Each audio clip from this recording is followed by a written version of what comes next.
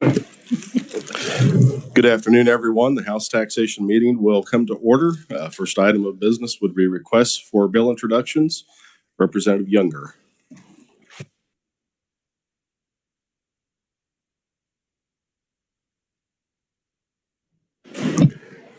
Thank you, Mr. Chair. I'm Dave Younger, represent District 124 in far southwest corner, and I have an RS number for you, 23 RS 1128.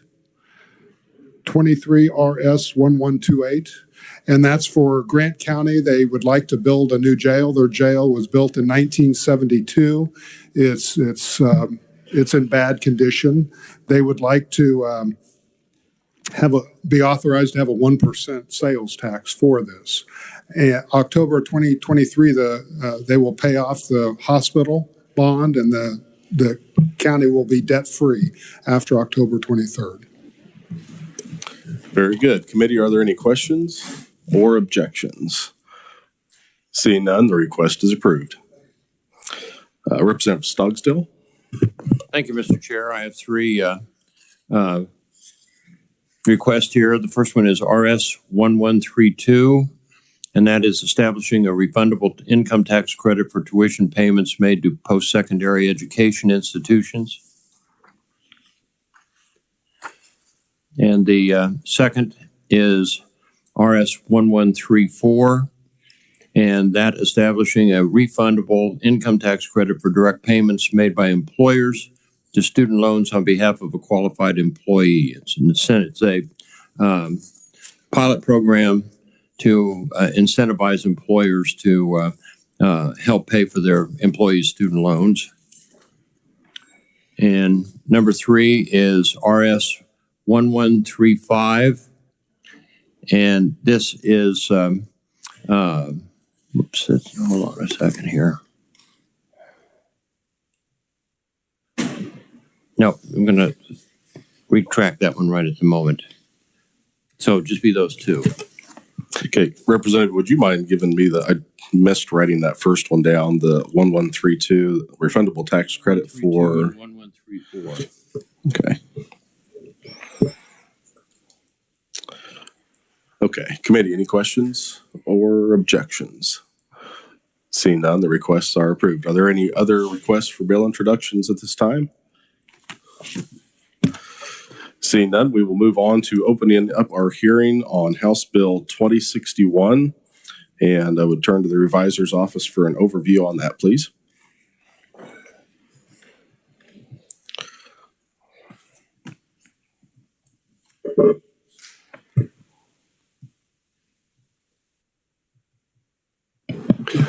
Thank you, Mr. Chair. House Bill 2061 would decrease individual and corporate income tax rates and provide for possible additional future tax rate reductions.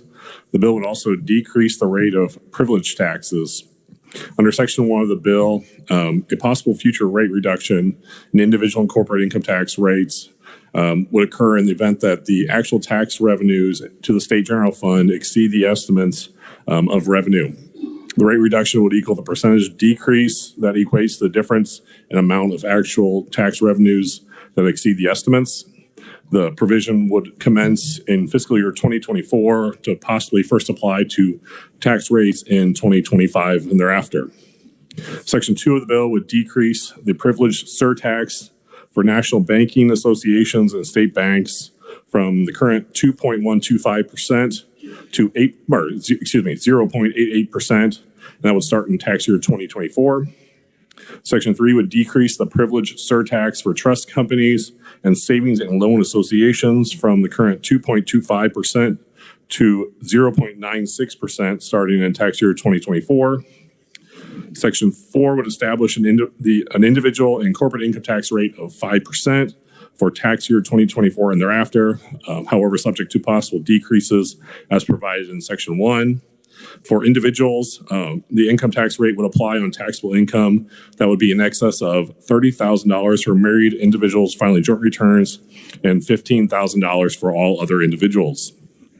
And with that, I'd be happy to stand for any questions. Thank you, Mr. Sievers. Committee, are there any questions for the revisor? Yes, Representative Epley. You know, and we do get a lot of bills, so forgive me for wanting this updated on your testimony on the overview on. See, get back to it here real quick. Section 4, explain the possible decreases provided in Section 1. I could that eventually get to 0? Conceivably, yes, but there would have to be the formula would be, you know, the estimated revenues would exceed the actual revenues, and they would take that difference, convert it into the percentages to then that would apply. That would be equal to what would be a decrease for the income and corporate tax rates. So it would be in perpetuity at this point. So yes, conceivably in the future it could go to 0. I just wanted to clarify that for the committee. Thank you. Thank you, Representative. Committee, are there any further questions? Seeing none, thank you for your overview. Next, we would turn to Department of Revenue to review the fiscal note. Mr. Chairman and members of the committee, Kathleen Smith with the Department of Revenue. We are estimating that House Bill 2061 would decrease state general fund revenues by $428 million in fiscal year 2024, $1.452 billion in fiscal year 25, and $1.541 billion in fiscal year 2026. In the fiscal note that was presented to you from the Division of Budget, it also provides the breakdown of where those decrease in revenues are occurring from. So we've split it out between individual, corporate, and the financial institutions for you on that fiscal note. With that, Mr. Chairman, I would stand for questions. Thank you, Kathleen. Committee, are there any questions on the fiscal note? Did you build in any of the kind of subtraction with the formula that buys down the rate, or are these numbers strictly at the 5% level? I'm sorry, I didn't understand your question. If there's the provision in there that kind of buys down that rate, are these at the 5% level, or are we assuming that we're going to exceed estimates and buy that down in these numbers? I was looking at that before I got up here, and I don't know that it specifically states that. So I'm not sure whether we took into consideration any buy downs, whether we just took the initial estimate and then grew it. So I'm going to have to get back to you on that. I apologize. Okay, no problem. I just wanted clarification. So thank you. Committee, any further questions? Seeing none, thank you, Kathleen. At this time, we'll open up proponent section testimony and welcome first to committee, Dave Traubert.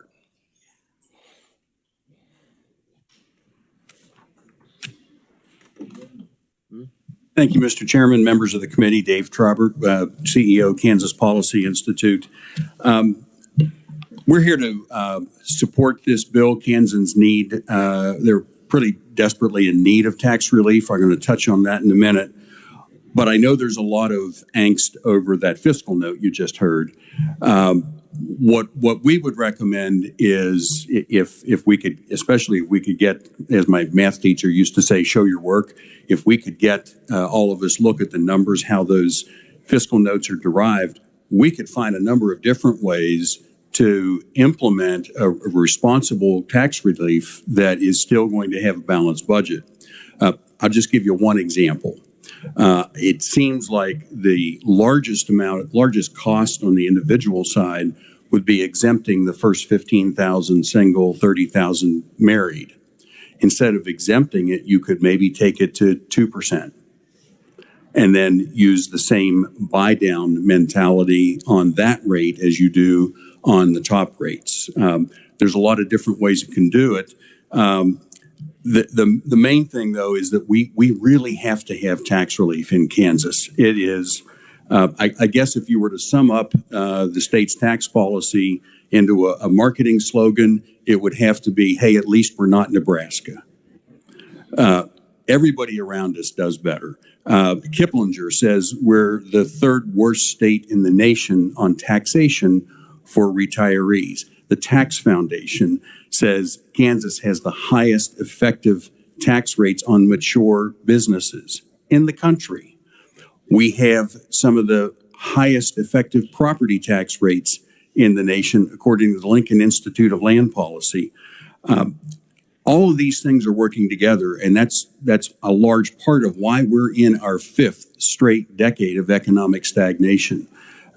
We are the gap between the national average growth in Kansas on job creation, on economic activity, and even on non-farm earnings. There's a chart on the first page of my testimony that shows, and this only goes back to the first quarter of 2012. Initially, Kansas was about at the national average, but shortly after we implemented the highest tax increase in state history, the gap started to widen. This is all from the Bureau of Economic Analysis, by the way. It's pieces of personal income. The gap now, it's exploding. We have to do something. We can't keep doing the same things over and over again and expect these decades of economic stagnation to go away. We even lost population last year. Kansas was one of only 18 states that lost population in the 12 months ended July of 2022. I'd like to use the balance of my testimony to talk about another concern with tax relief, whether it's this bill or anything else, and it's that, oh my God, Brownback, don't do what Kansas did.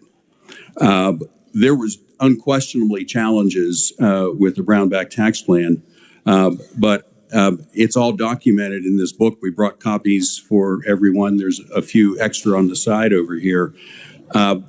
There's no question Kansas had challenges, but at the same time Kansas had those challenges, other states like North Carolina and Indiana and Tennessee were successfully cutting taxes. It wasn't the concept of cutting taxes that was a challenge in Kansas. It was how the governor and the legislature went about it. One of the big challenges, and I know it's the popular story, is that spending was decimated. Now spending increased. According to the Department of Budget, spending increased. If you go back and look at it, it wasn't a lot, but spending increased at the same time that a very large tax cut was implemented. And when they did that, everybody knew that the budget was underwater in 2 years, maybe a little bit less than 2 years. And that leads us to the second big problem with the Brownback plan. When it was developed, at no point was there a plan. We interviewed the governor.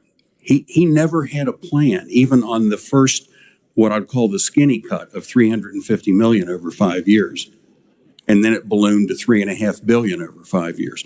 There was never a plan of how we're going to balance the budget. Plans existed. He had one from his budget director. We did a dynamic analysis that examined how much spending would have to change, small amounts over time. It could have been done, but Governor Brownback didn't want to do it. A lot of Democrats didn't want to do it. A lot of Republicans didn't want to do it. It was one of those bipartisan, we just allowed those budget challenges to occur. They were avoidable. Whether you cut spending or you increase revenue, it was avoidable. There was just not the will on either side of the aisle to change that. So I'll conclude by saying that just encourage you to figure out, get the math, figure out how much we can do to implement a responsible tax reduction where everybody gets a tax cut. This plan gives everybody a tax cut, and we can get there.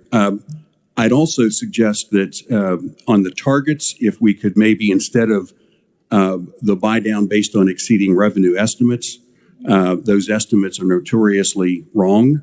In fact, they were more wrong before the Brownback plan than during the Brownback plan. We document that in the book.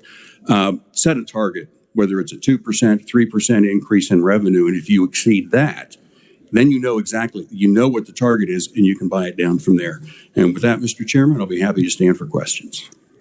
Thank you, Dave. Committee questions? Representative Clayton. Thank you, Mr. Chair, and thank you for being here. I very rarely get the distinction of hearing from you in 2 consecutive committees. So one thing that you did mention towards the end of your testimony that, kind of piqued my interest here is that you said that everybody gets a tax cut. So this plan primarily cuts income tax, correct? It's an income tax bill. Yeah. And so as such, you might not be aware of this given your gender, but I am hyperly aware of this given mine. Women do not make as much as men do. So you're talking about how everyone gets a tax cut. I would posit the theory that income tax cuts tend to benefit one gender over another. So would you perhaps work with me on some sort of gender pay equity bill so that we can truly make this so that everybody gets a tax cut?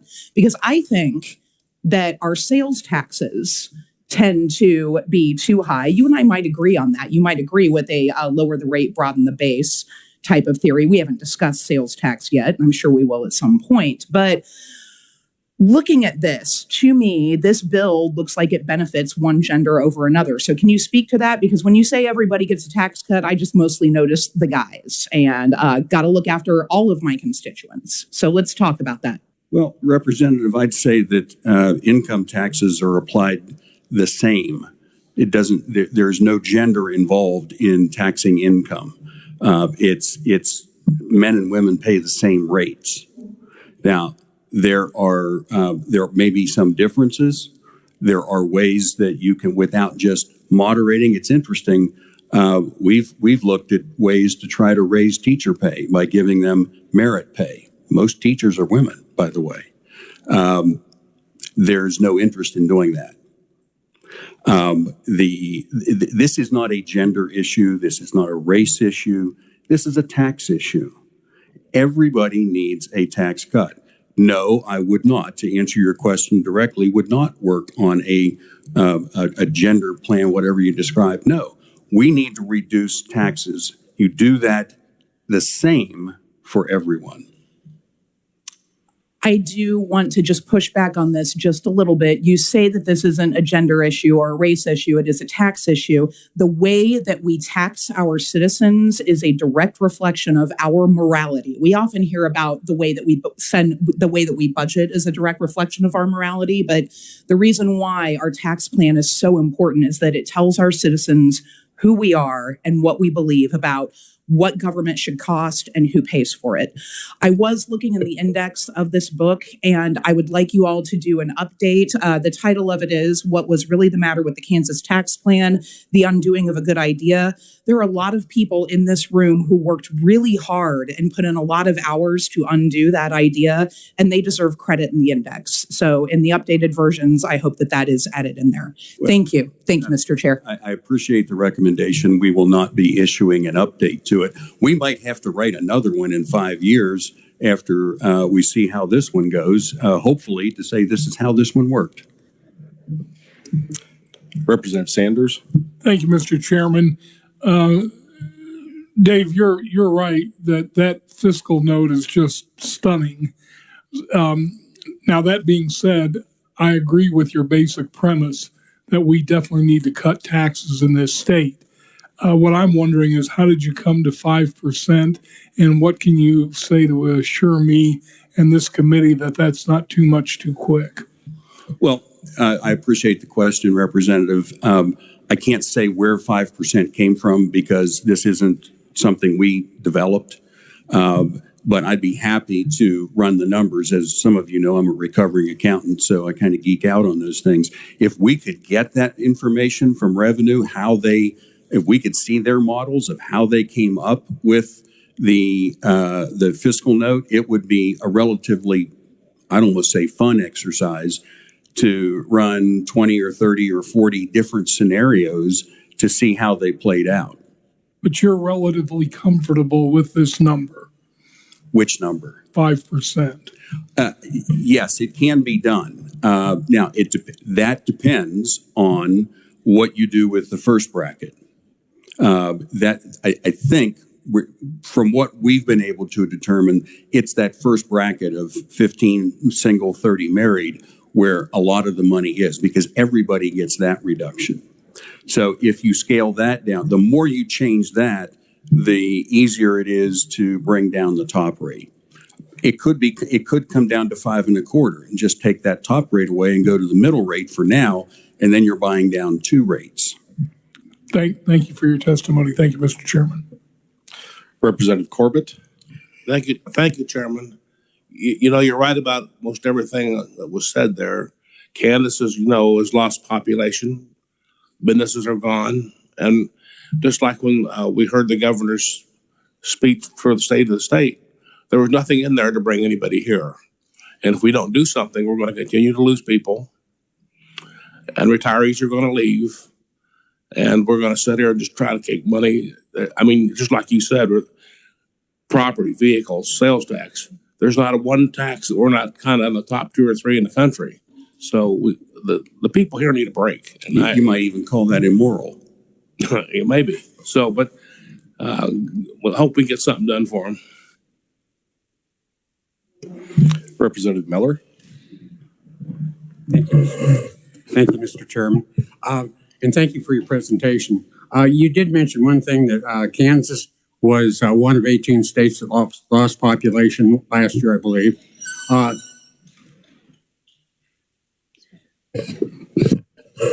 Is there any statistical correlation that you kind of indicated or that it was because of the Kansas income tax or high tax rate? The other 17 states that lost population, do you have any correlation that was the same reason for those states that lost population? Well, first of all, thank you for the question, Representative.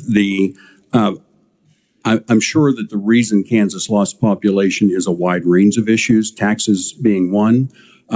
There's no hard data on why people leave because there's no exit interviews that are done. We know from talking to a lot of taxpayers, especially senior citizens, that taxes are the reason that they're going. And it's all combined. It's income, it's property tax and everything else.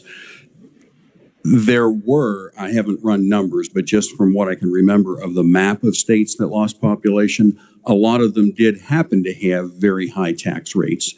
But I wouldn't say that was the only reason that states like New York or Illinois or others lost population. It was a combination of things. But taxes matter. I mean, if you look at one of the numbers, I'll update something, for example, that's in the book.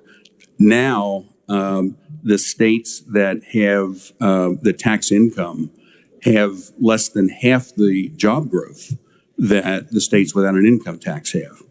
Long term, not just like since the pandemic or anything.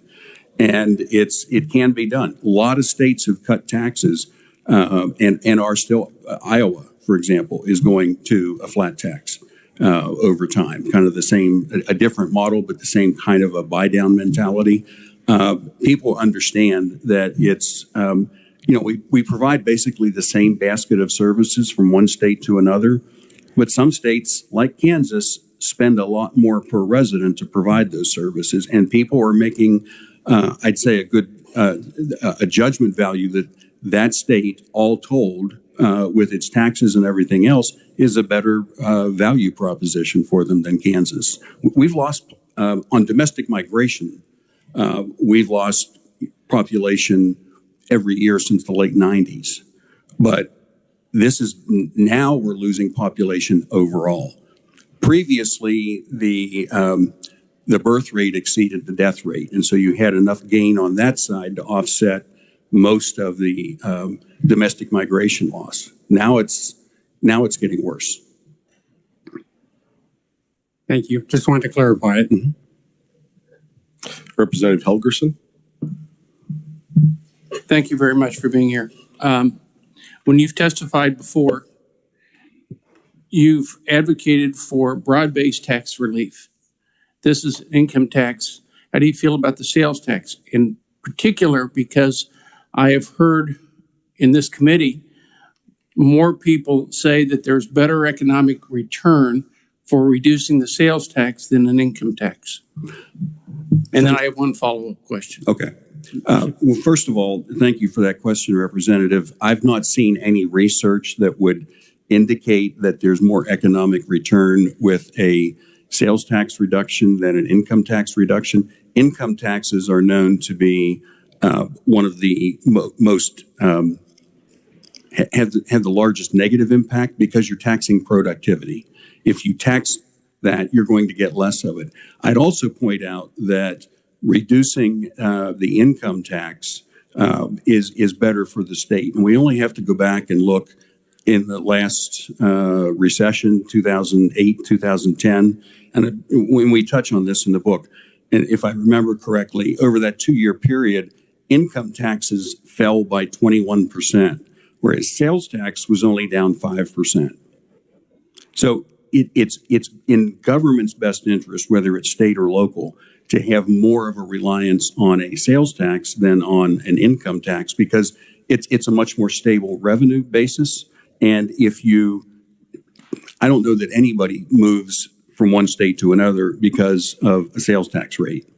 And we certainly do have high sales taxes here. Local tax makes a good bit of that, but I'm not aware of any research that would indicate that sales tax is a better economic play.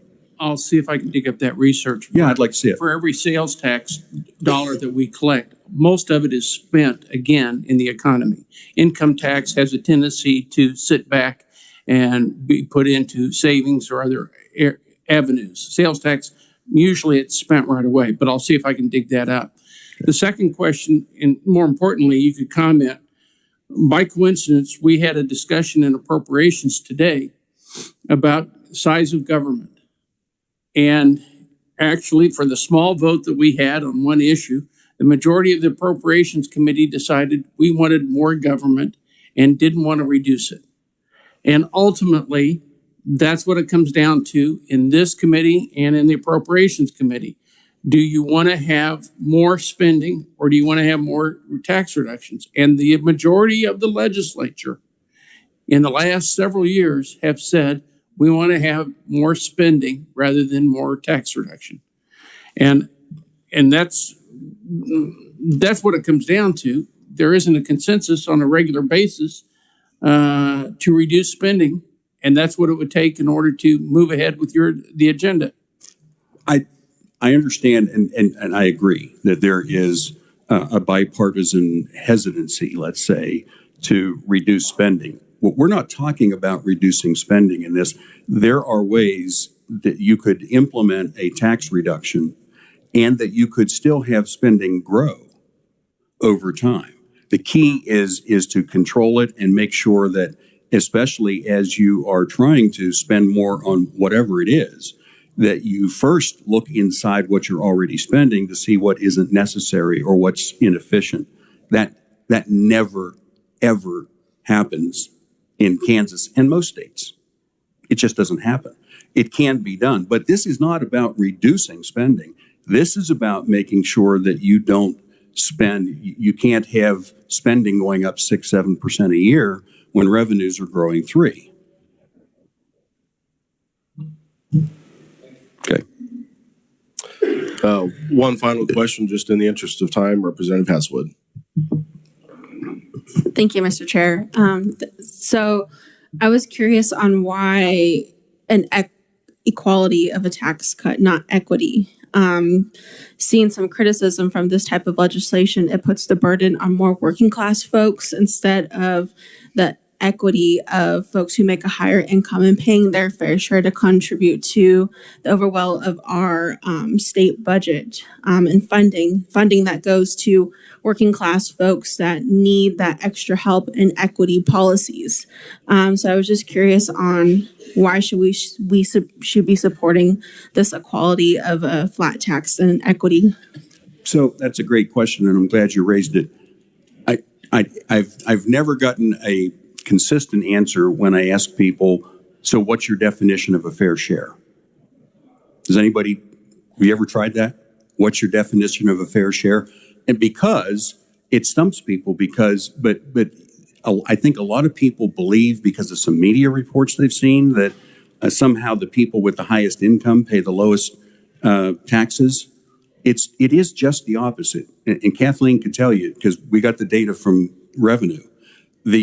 In Kansas and in the United States, and I'm just going from memory here. It's been a few weeks since I looked at the spreadsheet, but I think it was like the people with income over $100,000, taxable income in Kansas, had maybe 26% of all the income, but they paid more like 28 or 29% of all the taxes. It's actually the lower income, the incomes, taxable incomes below 50,000, where they have maybe 17% of the taxable income, but they're paying 9% of the tax burden. So this is not in any way going to make something unfair. Certainly, if your definition of fair is we all pay at least our share of the tax that we have of income. And that's what this would do. Eventually, everybody, once it got down to one rate over time, everybody would be paying, of course, some portion of it would be exempt, but then everybody's paying the same thing. And that seems perfectly fair. Thank you. Representative Epley promised me it would be quick, so I'll give him the last question here. Thank you for the latitude, Mr. Chairman, and thank you for being here, Dave. I've heard you testify on several occasions, and I just would direct you to review House Bill 2175. I know the hearing's not on that today, and I'd like to talk to you later about that, but I'd like for you to review that. It's a similar bill, 2175, and it has different features, and it guarantees a rate going forward in the rainy day fund of 7.5%. Does it over 2 years. It's a similar approach, but only goes to 5%. Doesn't buy down any lower than 5%. Okay. I'd like for you to look at that, and then you and I could visit later. Thank you very much. Thank you, Mr. Chair. I look forward to that. Thank you. Thank you for your testimony. Next, we'd like to welcome Eric Stafford.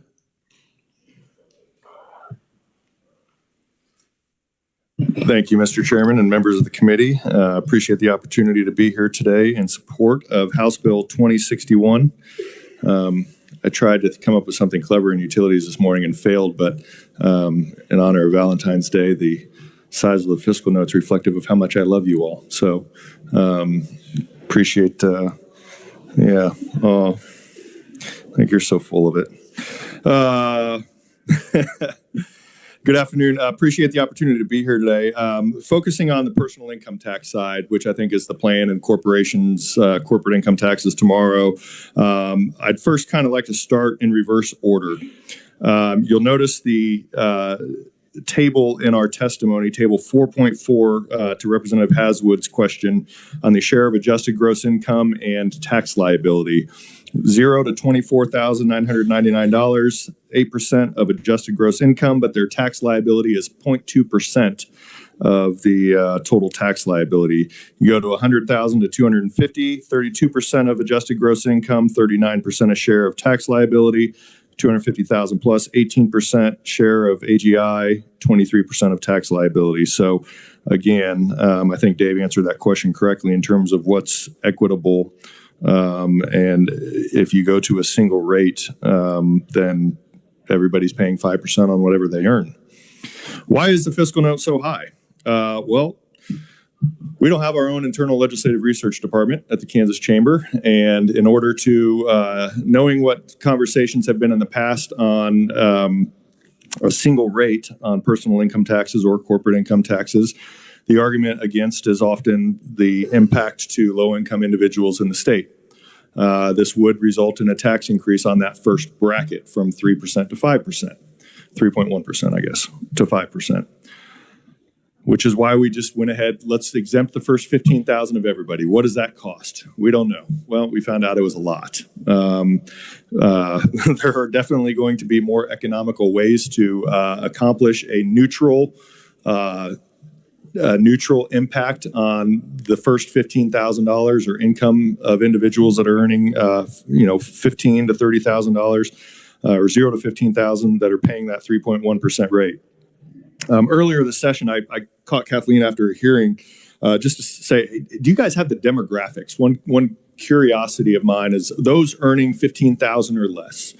How many are 18 to 64 or 18 to 24? How many are 60 and over, 62 and over?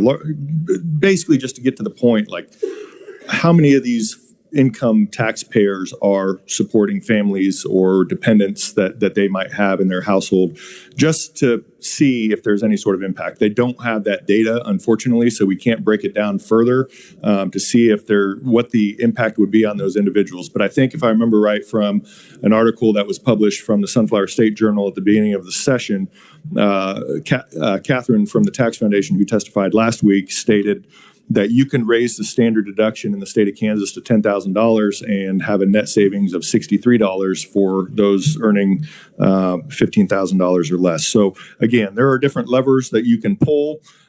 We obviously probably chose the most expensive lever, but again, our statements to the press when this bill was introduced and the fiscal note was released was, look, this is just a starting point. The legislature is going to be considering tax cuts this session, or hopefully will be considering tax cuts this session. We hope to be a part of those discussions, but this was our approach to get those conversations going.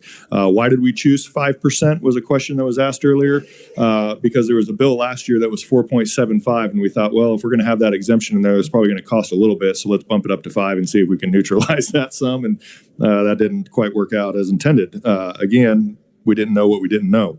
Now we know. But the fiscal note on going to 4.75, which there's a bill in the Senate side that's up for a hearing tomorrow, actually, that last year was Senate Bill 328, had a fiscal note the first year of $200 million and $150 million after that. So we knew going to 4.75% had a pretty nominal effect for a significant tax policy change of going to a competitive rate on that front.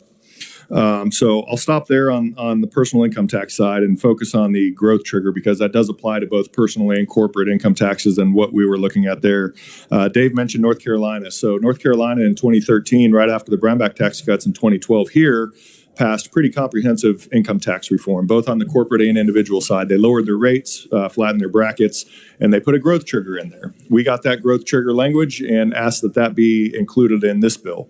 The difference is, and working with the revisor's office on really kind of how to draft it, there was a lot of uncertainty. Again, we're open to conversations on how to structure this growth trigger. You can just go with the 2% growth of state receipts. Anything over that, is used to buy down income taxes further. What North Carolina did that we did not do was put actual dollar amounts in the statute. So as they hit certain budgetary benchmarks, and that's what the Tax Foundation, either budgetary benchmarks or percentage of growth, they Tax Foundation in their feedback to us said they'd rather not use estimated receipts.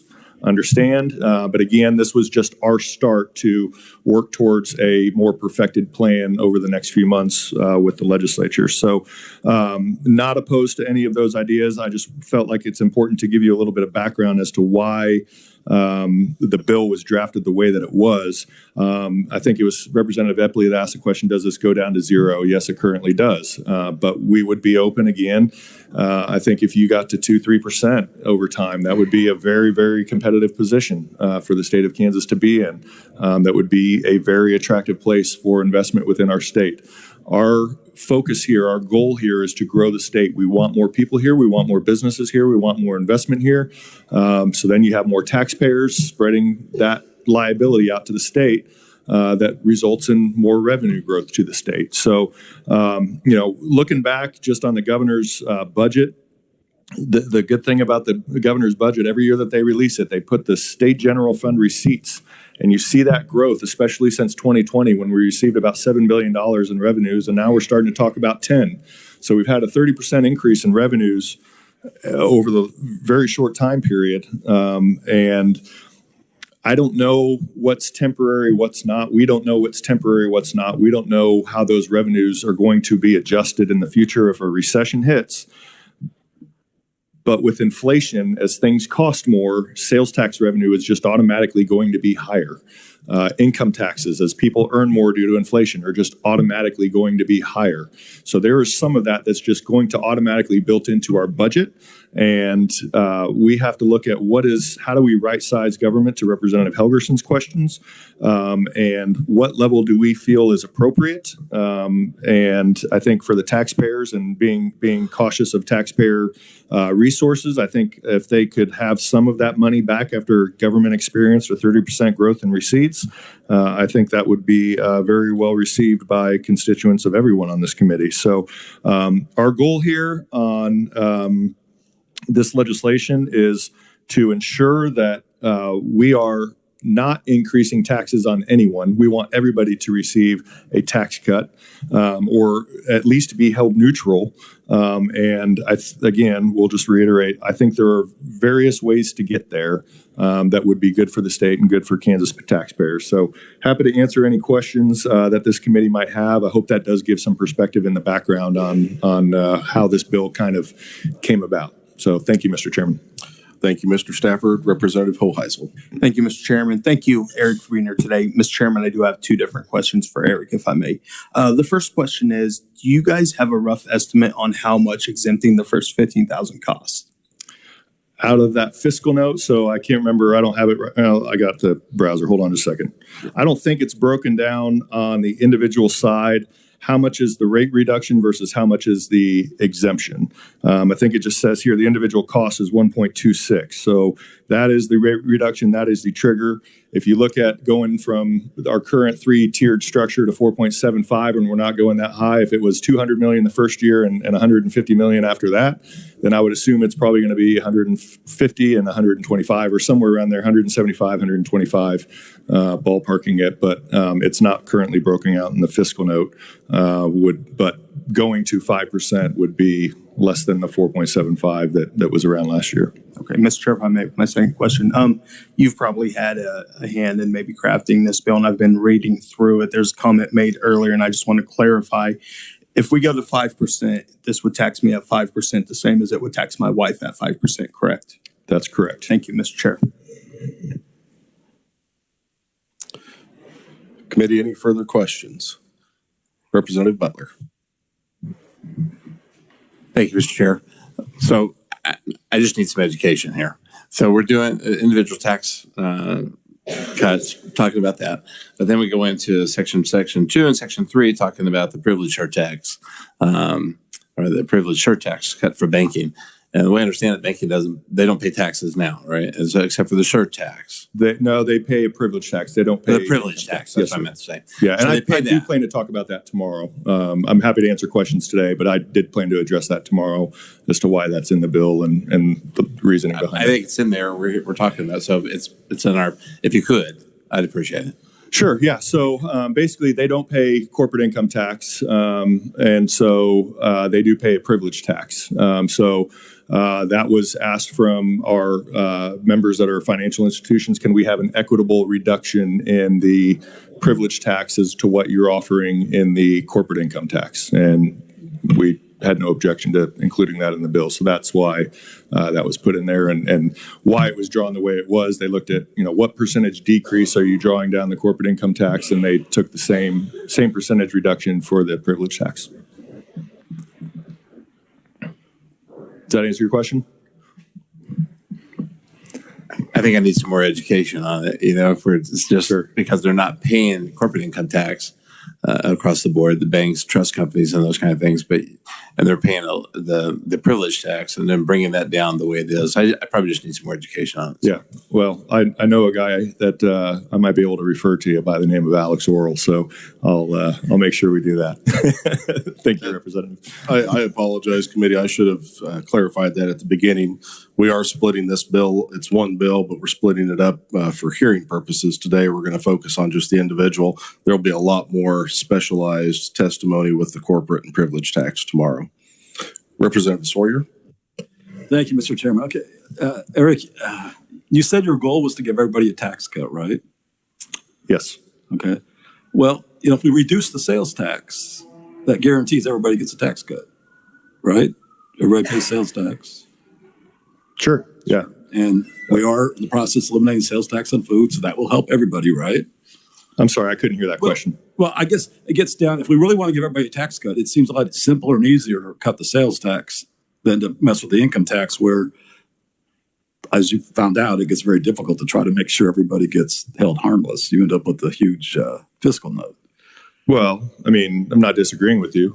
You guys took a big chunk out of the sales tax and campaigned on, kudos on food sales tax. Yay. Did that last year, right? So we came in neutral saying, it's better to save on everything, lower the sales tax rate. But this committee, this body chose, we're going to focus on food. So we're here to talk about income taxes today.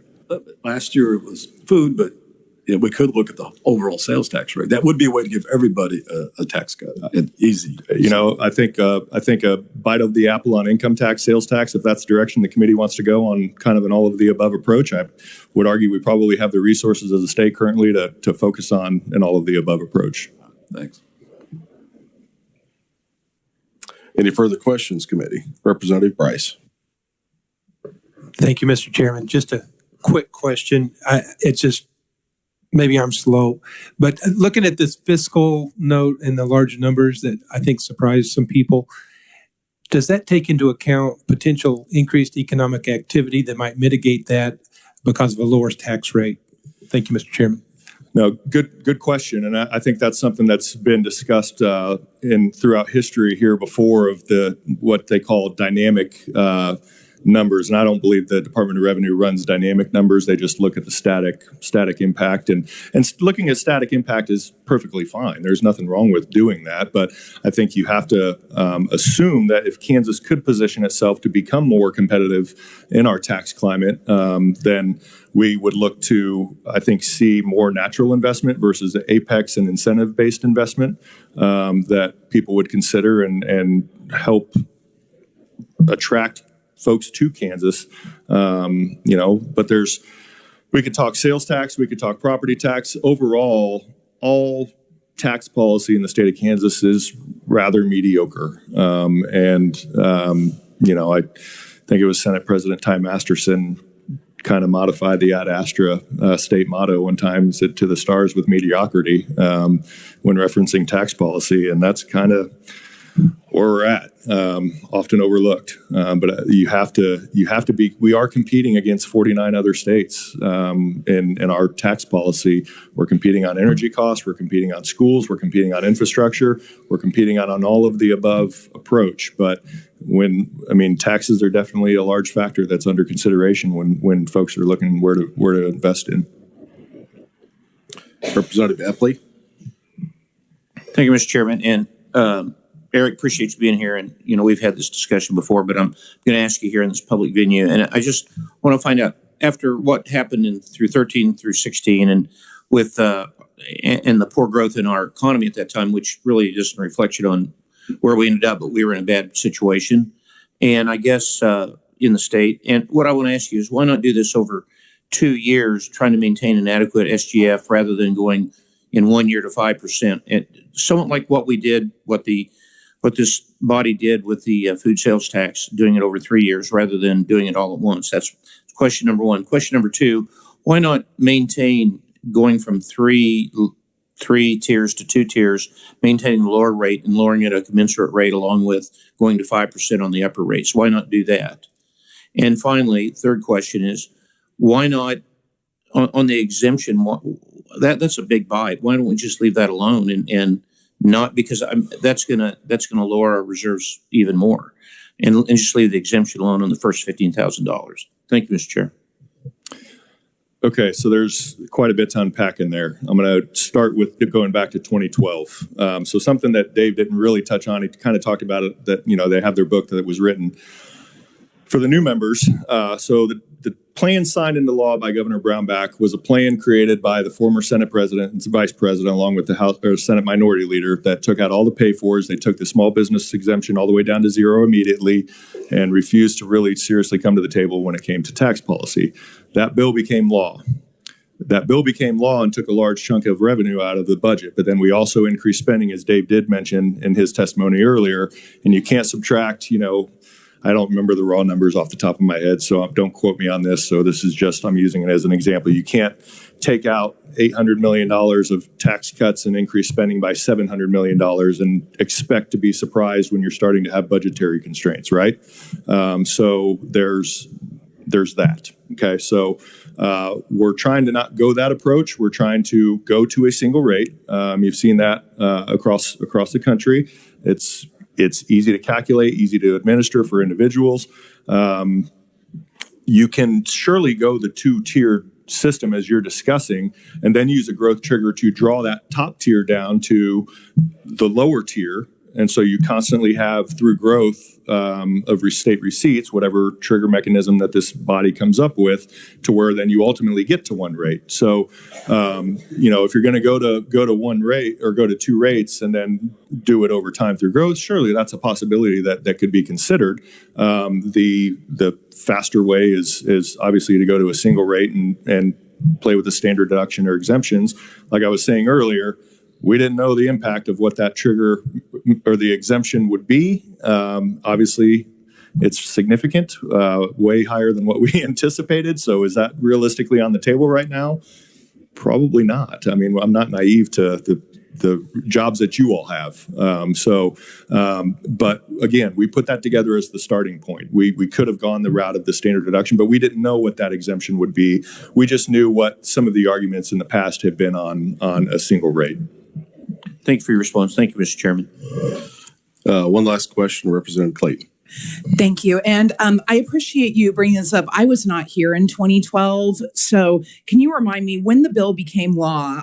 Did the governor sign it or let it become law without his signature? I can't remember. Yes, he signed it. Okay. So he signed it. Thank you. Mm-hmm. Thank you for your testimony. Sure. Next, we have Michael Austin, and I believe he is on WebEx. Mr. Chair, members of the committee, can you hear me okay? We can, loud and clear. Please go ahead. All right. Thank you very much.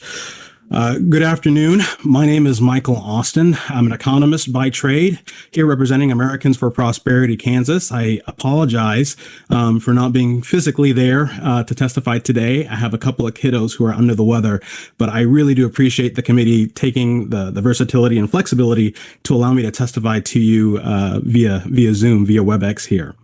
When we're talking about House Bill 2061, of course, Americans for Prosperity Kansas is proud to stand in support of that bill. And as you've heard from the prior conferees, there's been a lot of conversation about numbers, about budgets, a lot of conversation about, let's say, job creators or small businesses. I want to provide a different perspective if I can. I want us to think about a different type of taxpayer that I think that this bill most certainly helps. And I think it's the most vulnerable people. When I say about the most vulnerable, I mean our lowest to middle income Kansans that are struggling maybe to provide themselves, struggling for their families, trying to make those ends meet. This is the type of bill that I think not only helps those small businesses, but also helps those who are, let's say, living paycheck to paycheck. There are folks out there, let's say, who are working minimum wage, who are finding it difficult to afford basic necessities like food or rent or healthcare. But if we implement House Bill 2061 with this low single tax rate, it'll benefit them. And it'll benefit them not just because we're taking three brackets and condensing it into one, making it simple, easy to understand, just one tax rate.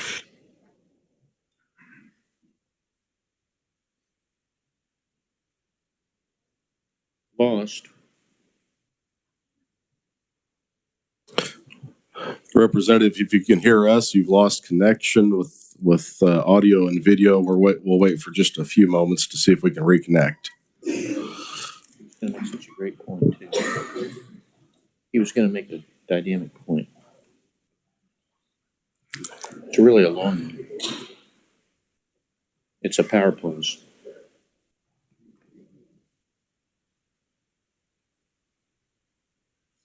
He was just doing great.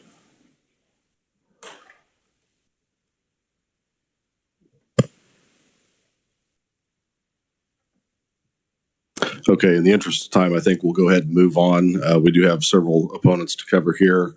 If Mr. Austin comes back on, we can get back to him. But at this time, we will open up our opponent section testimony on House Bill 2061 and welcome first to committee Emily Fetch.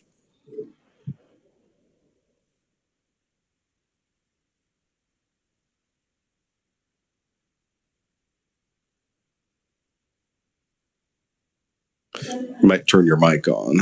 There we go. Good afternoon, Chairman Smith and members of the committee. I'm Emily Fetch. I'm the Director of Fiscal Policy at Kansas Action for Children. Thank you for the opportunity to testify in opposition to House Bill 2061. We oppose this bill due to the significant cost of $1.5 billion, of which the personal income tax portion makes up roughly $1.3 billion. This proposal would drain revenue, while childcare, healthcare, and special education continue to remain underfunded. While this proposal taxes nearly all taxpayers the same rate, it's still not a fair tax. It's the highest income Kansans who would benefit the most. The lowest income tax filers would receive a tax cut of less than $200, while the top 1% would receive an average tax cut of $11,500. Even with the current graduated income tax structure, the total effective tax rate for the highest income Kansans is substantially lower than for other income groups. In my written testimony, I have more detail, but the lowest 20% of Kansans with regard to income have an effective total tax rate, and what I mean by that is property, sales, and income, of 10.7%, and the top 1% has an effective tax rate of just 7.4%. As Kansas knows all too well, the big income tax changes can be difficult to override, and if proposals like this are implemented, it could create an environment where other tax increases to property taxes, sales taxes, excise taxes would need to be implemented to make up for the declining income tax contributions. And those could end up costing low and middle income Kansans far more than the tax cuts that they would receive under a proposal like this one. Kansas Action for Children opposes a flat tax like House Bill 2061 because it equates to another large tax break for Kansans who have the most financial resources, and the giant price tag jeopardizes investments in schools, roads, public health, and safety that help to build a strong Kansas economy. Thank you for your time, and I'm happy to stand for questions at the appropriate time.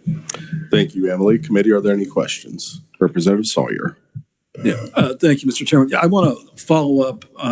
You're talking about the effective tax rate in Kansas when you consider sales tax, property tax, and income tax. You said the lowest 20% of Kansans pay 10.7% effective tax rate when you combine them, and the top 1% pay just 7.4%. Is that the numbers correct? Yeah. And where'd you get those numbers? We got them through the Institute on Taxation and Economic Policy. They have a Who Pays modeling, and we were able to get those updated to reflect their website isn't updated with the change to the food sales tax from last year, but we were able to get an update to that modeling. So those figures do incorporate that change from last year. Okay, and I do want to follow up. And your point is the graduated income tax helps balance that, and if we don't have a graduated income tax, that just makes that worse. Correct. Yeah. So without a graduated income tax structure, it really even further tilts the regressivity of the sales and property taxes. Thank you. Committee, further questions for Emily? Seeing none, thank you for your testimony. I'd like to welcome next Timothy Graham.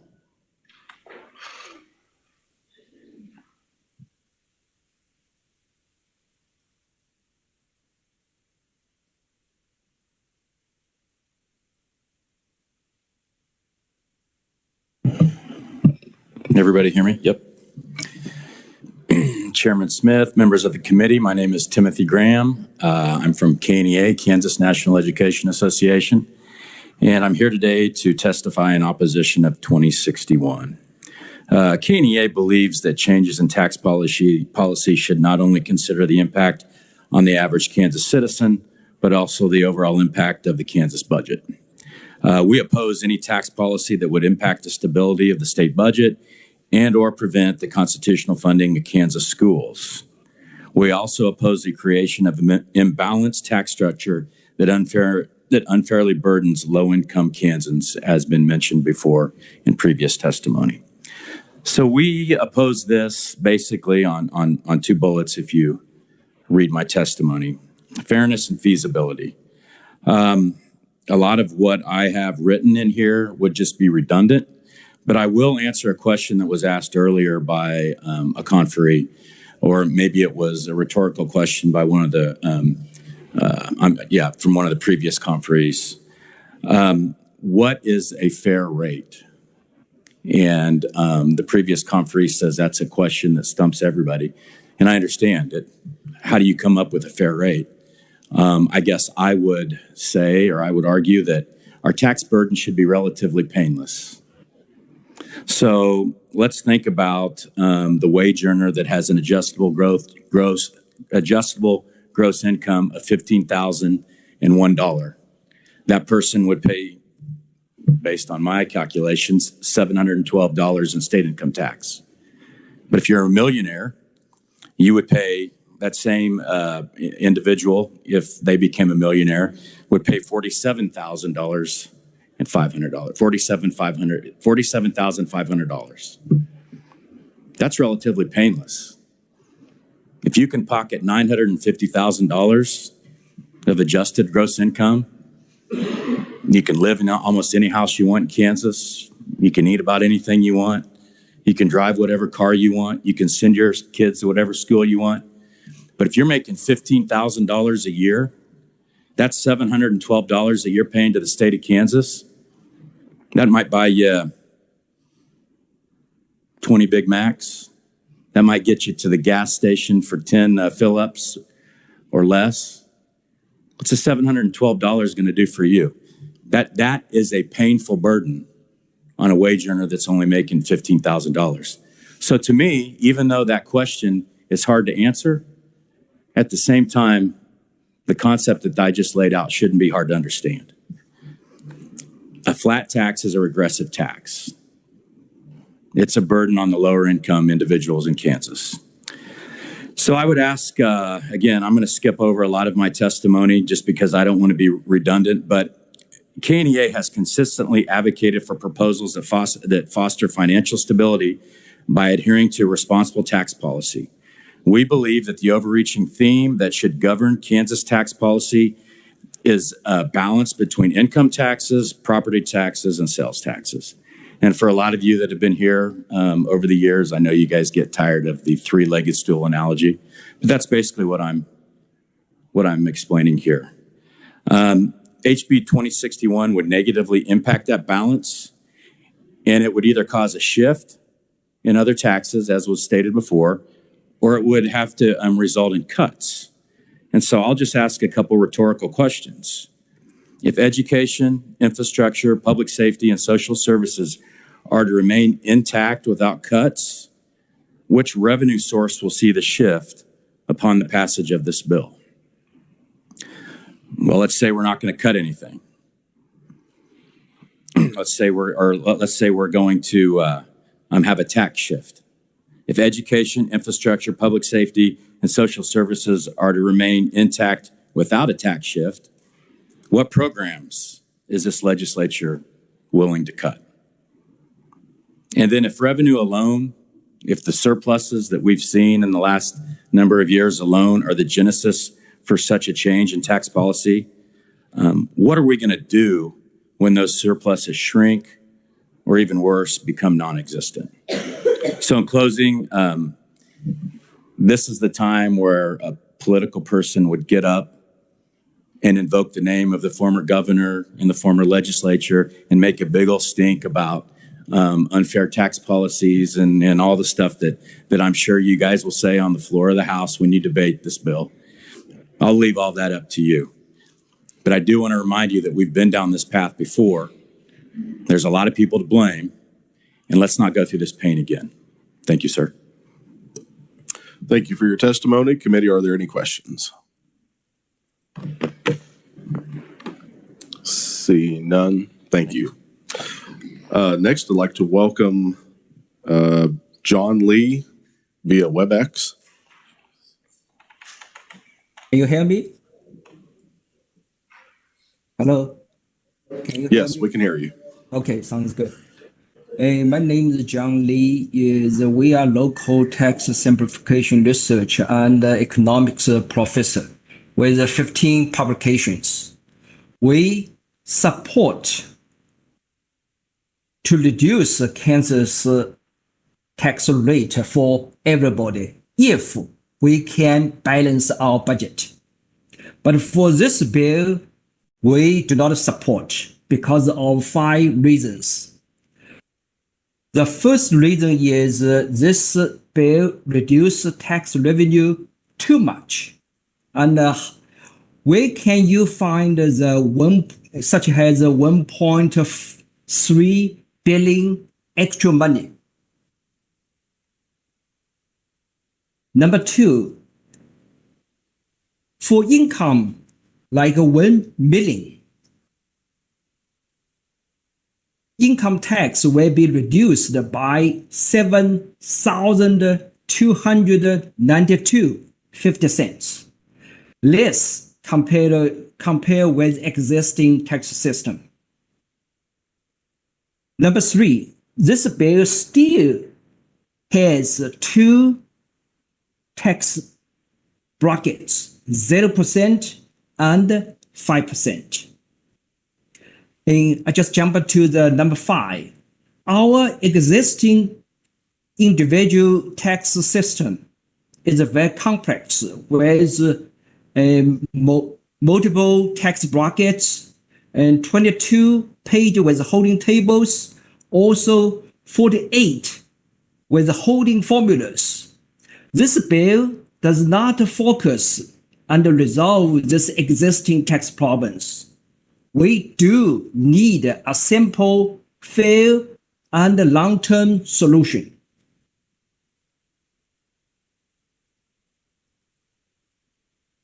We all know our social security tax cliff problems can be resolved with one simple linear formula. For our income tax system problems can also be resolved with one linear formula, simply. If you check this in the table, compare with 3 methods, and for HB 2061, and there's some good point because it's more simple, 2 brackets, but the issue is tax revenue is reduced too much. Also, if we have some slightly modification, so we can have neutral tax revenue change. If Kansas like to reduce tax rate and tax for everybody, so we can have in tax rate such as 2% to 4%, then to 5% for everybody to reduce tax rate if we can balance our budget. So we do need to have a long-term solution for our tax system simplification. Thank you very much. I can take your questions. Thank you. Committee, are there any questions? Seeing none, thank you for your testimony. It's my understanding we have Michael Austin back on the line. Michael, we apologize for the disconnection there. I'm not sure what happened, but do you have any final points you'd want to make or take any questions? Thank you very much, Mr. Chair. Can you hear me okay this time? We can, yes. I think for the purposes of clarity, I'll keep my video off. I know my mother says I have a pretty face and I should show it, but I don't want to be in the situation again where my internet goes out. But yes, to try to get back to at least the points that I was trying to make was that House Bill 2061, I actually do believe is a way that we can help the most low income and the most vulnerable Kansans among us. And the example I was trying to give, of course, was if you think about those individuals who are, let's say, working minimum wage, which would mean an annual income of about $15,000 a year. If you look at the written testimony that I provided, I break down how the House Bill 2061 actually affects folks and single filers who make middle to low income amounts of money. And you can see that compared to the status quo, everyone is either seeing that their paycheck is completely protected from state taxation or that they get a pay raise. And to be honest, even if I expanded that table to include every income, you would find that not only do most of us get a pay raise, but the most low income Kansans would actually be completely protected from state rate taxation. So when you think about those most vulnerable Kansans, their tax burden would be significantly reduced. They would no longer have to worry about how to navigate a complicated tax code or worry about marginal tax rates. With that simple low rate, people would know exactly how much they had to pay for. They could budget accordingly, and it would be much easier for them to plan for the future, or let's say save for for emergencies. And then just to piggyback off of the prior proponent conferees, a lower tax rate, of course, helps spur economic growth. And when I say economic growth, of course, I'm talking about small businesses, but it goes back again to how does it help the most vulnerable among us? And so when you think about businesses that are no longer burdened by having a higher tax rate, it means they're able to invest more in their operations. And that includes machinery and the folks who make the machineries for certain businesses, but also in the labor and the people that they hire, giving them a higher wage, or creating more jobs and opportunities for low-income folks. The increased economic activity can also help greater demand for goods and services. If people had more money in their pocket, of course, they would be able to compete and help drive down prices. And as we all know, prices is just kicking our behinds every which way because we're seeing high prices in food and all these other types of necessities. But it also makes it more affordable on those with low income. And so ultimately, I like House Bill 2061 because it brings back a flat tax that has been, theorized and put together by free market economists, where you have one simple low rate, but you have an exemption to cover the most vulnerable among us. And that's exactly, fits into the role of government and how it should tax. And it'll help give people a more comfortable and secure life, not having to worry about food, rent, or healthcare, improving their situation through either working or education, and ultimately leveling the playing field so that, low-income folks and everybody else would find it much easier to succeed and work and be happy. And with that, I would be honored to take any questions for clarification. Thank you, Mr. Austin. As someone with a face made for radio, I understand about turning off the video screen usually. But committee, are there any questions for Mr. Austin? Seeing none, thank you again for your testimony, sir. Thank you, sir. And we would now turn to our neutral testimony and welcome first to committee Sean Gatewood.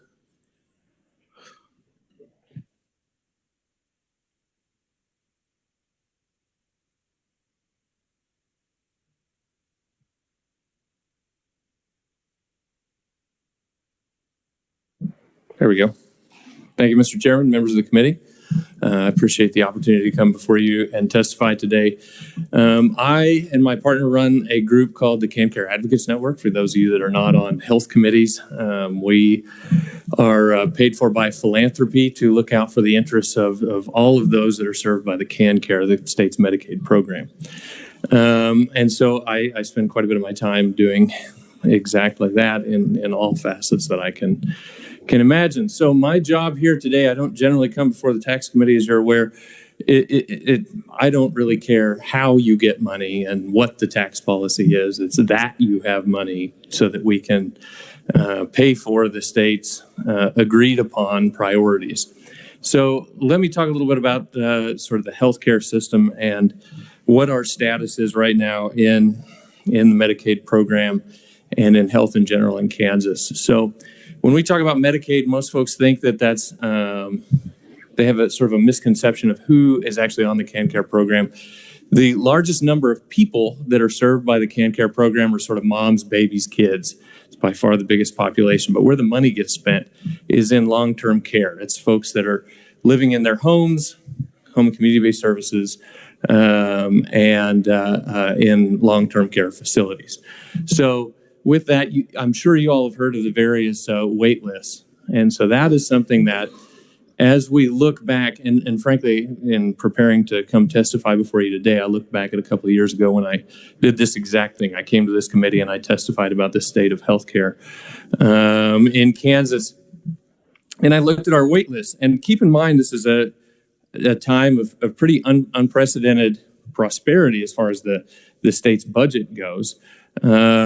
And I looked back at where we were on those wait lists. So people with developmental disabilities, their wait list right now is 8 or 10 years. Usually at this point, folks come off of that list and actually get served because they're in some sort of crisis that things have gone very, very bad, that's how they come on to actually the state coffers. They don't come on as just normal rolls anymore. And that list has actually grown since I stood here before you a couple of years ago. It was 4,500 people. It's now 4,800 people.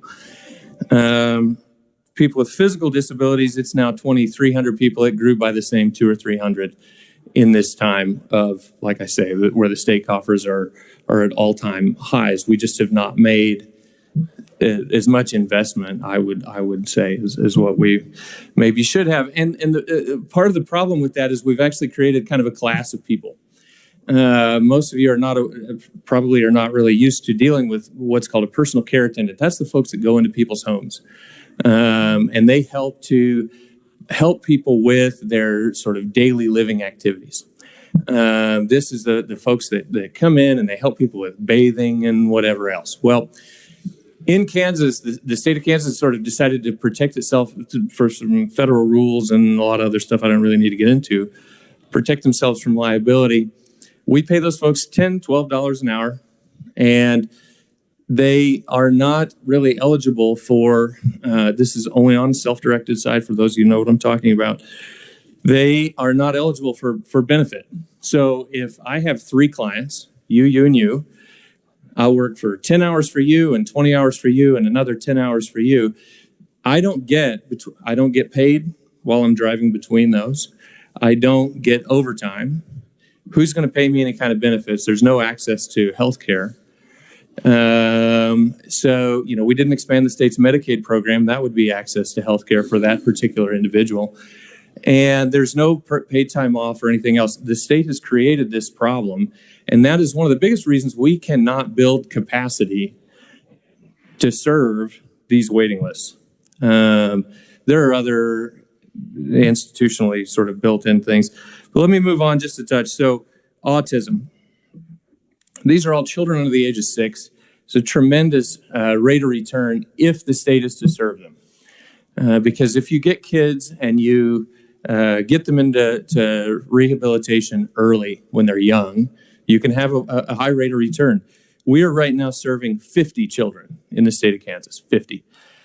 There are 430 on the wait list. We don't call it a wait list for autism, but it's a wait list. Most parents don't even bother signing up. And again, all of these cases are all people that we as an institution, as the legislature, as the state have agreed that we need to serve. And frankly, we need money to serve them and to build the capacity. So with that, there's staffing shortages all over the state and just about everything to do with healthcare. And that only seems to be getting worse. So that is my sort of report to the state of healthcare for your deliberations on resources to fund it. So I will stand for questions at the appropriate time. Thank you, Sean. Committee, are there any questions? Seeing none, thank you for your testimony. Next, I'd like to welcome Scott Rothschild.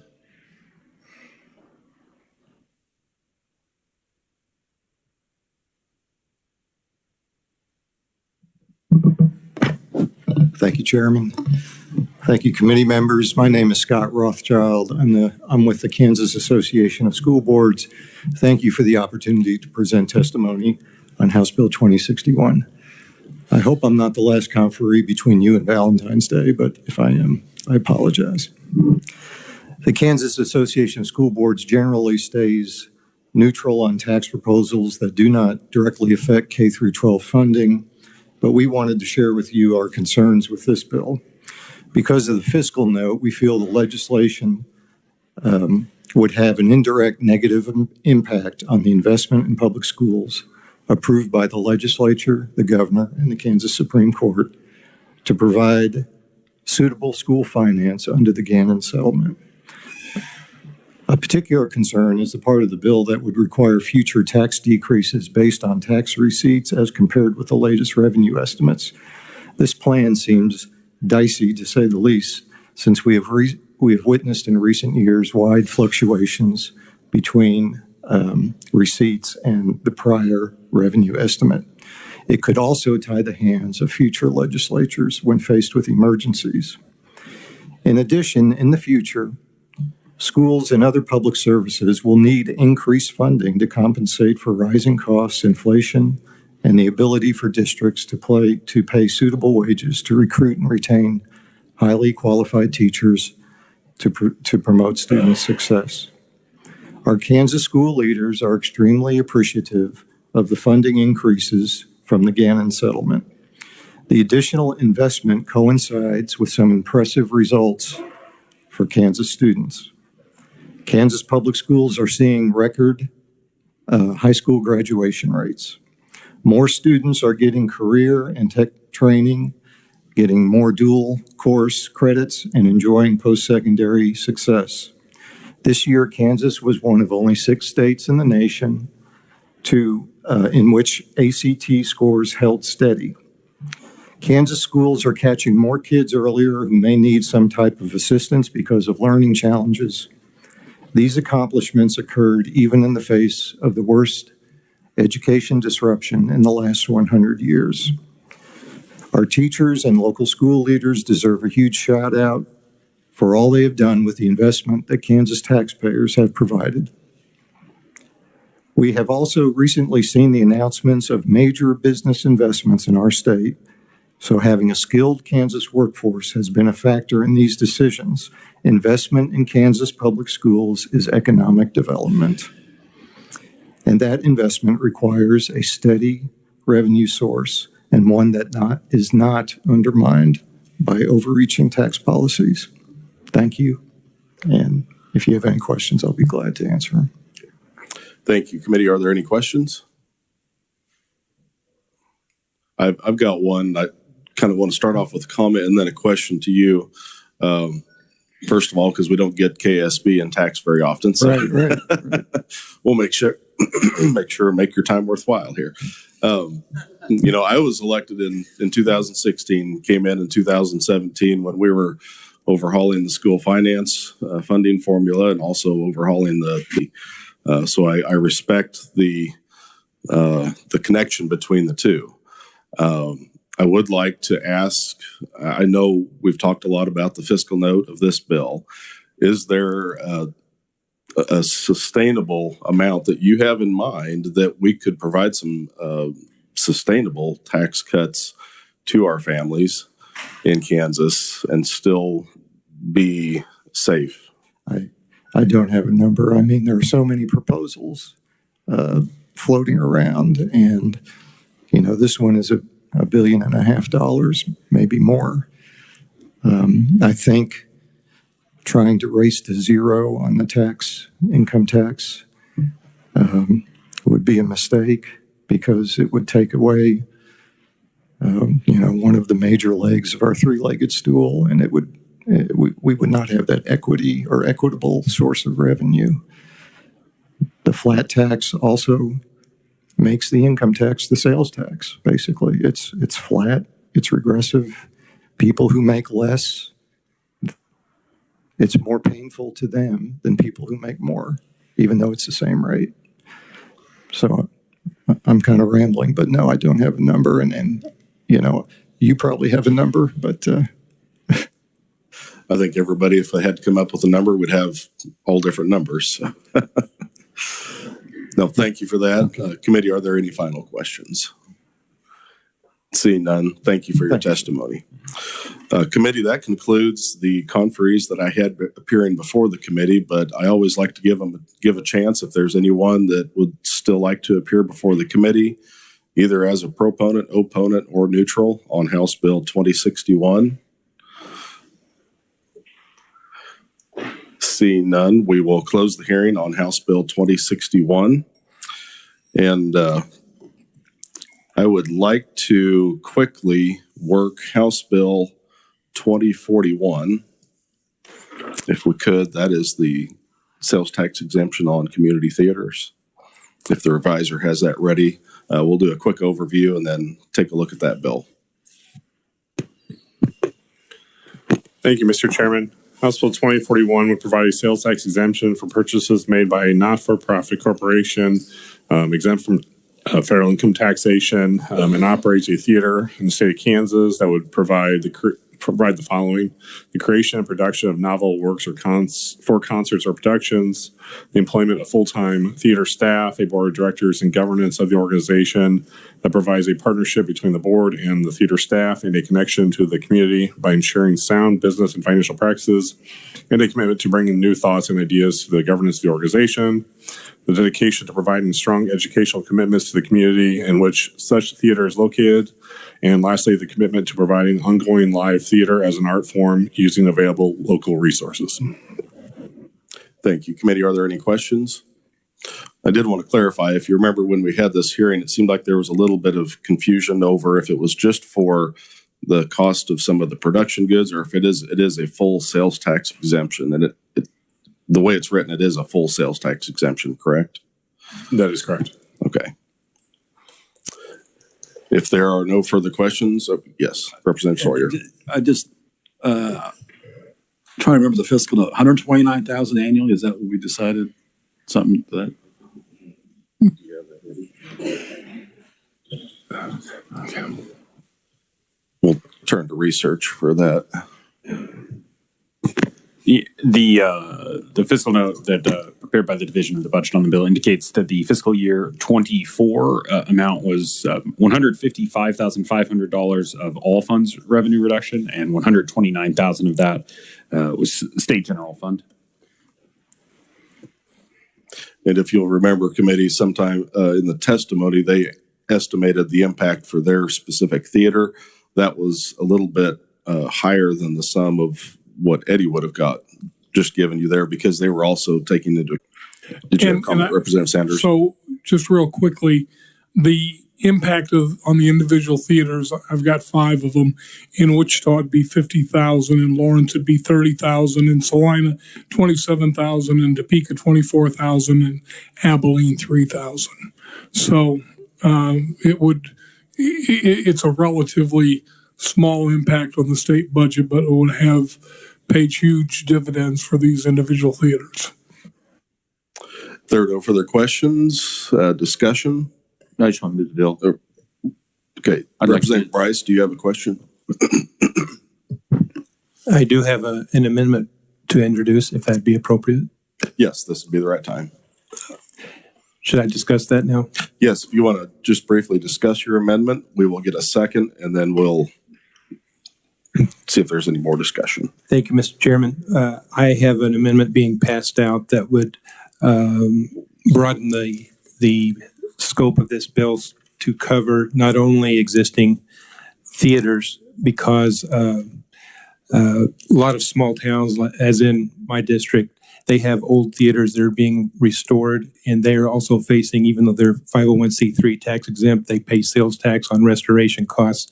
This would allow for small theaters in rural Kansas to also have the sales tax exemption as a tax exempt corporation, and they'll be able to restore historical theaters that may be a 100-year-old theater that would also be able to provide the cultural benefit for the citizens in the rural areas. So I'd like to introduce this amendment. Thank you. Okay, do we have a second? Representative Butler on the second. And do you feel adequate with that explanation? Do you want the revisor to go any further on that, or? I'd be happy for the revisor to add. Thank you. Okay. Was there any, Representative Helgerson with a question? Yes, go ahead. Is this for construction or for operation or both? Go ahead, Representative Bryce. Thank you, Mr. Chairman. This is a sales tax for the materials used in restoring the theaters. Okay, and then once it's restored, is it continue on to the operation? It would still be, they would still be able to apply for certificates, I believe, Department of Revenue for sales tax exemption on a case-by-case matter for future materials purchases. Am I correct, Revisor? I might turn to the revisor to clarify that. Thank you, Mr. Chairman. Hopefully I draft this correctly. This was standard language for construction materials.